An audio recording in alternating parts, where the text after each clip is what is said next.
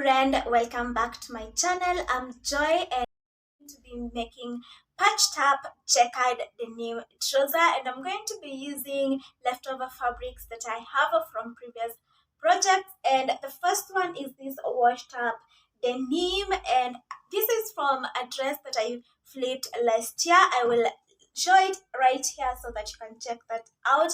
And I also have this pink denim fabric that I thrifted as a bedsheet. I used it for my final year project that turned out so amazing. I'll have a photo right here so you can see it.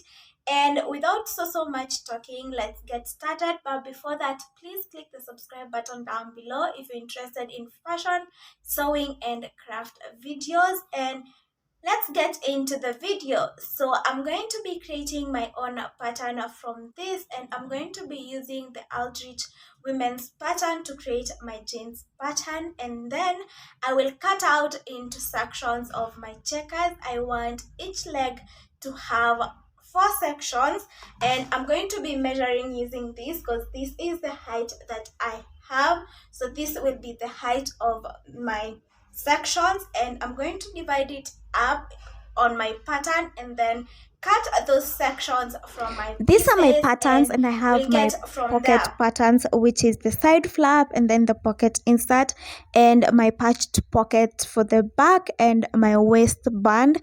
And then for the front, I have this whole pattern right here with the side flap cut out. For the back, I have 2 pieces, which is the main body and also my back yoke. So I'll cut out each piece of the pattern from the blue denim and also the pink denim, and I will start stitching everything together. That is the blue pieces to the pink pieces until I get full pieces for the front and the back. That is 2 pieces for front and 2 pieces for the back, and I will get on to my back yoke. So for the back yoke, this is a bit tricky, so I'll be doing the flat seam or the French seam. This is where you make a seam right sides facing, and you will get the normal raw edge you have, but here you will trim the excess seam allowance on one edge, not both edges, and then you will use the other edge that is not trimmed to make the seam really flat and also invisible. So you will fold in the seam allowance just the way we fold in when we are hemming, and then you will make it flat or to the bottom of the seam, and this will make it lay flat and hide the raw edges of the seam, and that's how it gets to be a flat seam or a French seam. And there will be no raw edges, all the sides, which that is the wrong side and the right side, will be clean.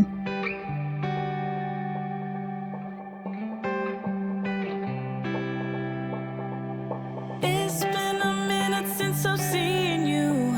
I've been longing for you. Last time that I saw you was on TV.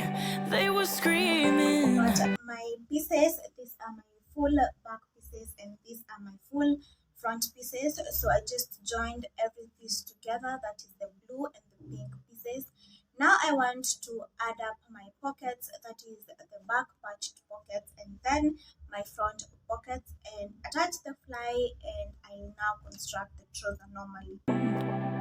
This bed feels so empty when it's just me. I've been lonely, so stay. Laying here with you is like a day. After I'm done with my pockets, I'm going to prepare my fly flaps, and this is what is going to make it hidden, and I'm going to make sure that they overlap. This is where one overlaps at the top and the other one overlaps at the bottom, so that the zipper is completely hidden and you cannot see it. And this is what will make the fly functionable, so that when you close it, one hides the zipper at the top and one hides the zipper at the bottom. Dream, so don't wake me, just stay. You're chasing after dreams in this big city, but I'm dreaming of the day that you don't leave me. After the flaps are constructed, I'm going to grab the left part of my front, and I'm going to be sewing this onto the side where the flap overlaps at the bottom, and this will just mean I top stitch the front to the zipper and the bottom flap, and that is what will make up my left side. I'm happy that you're busy, but mornings are better next to you. Don't draw back the curtains, let's just stay here. Hold my body, I'm not ready. Lay with me and kiss me oh so gently. I'm not ready, no, I'm not ready. Oh. I'm not ready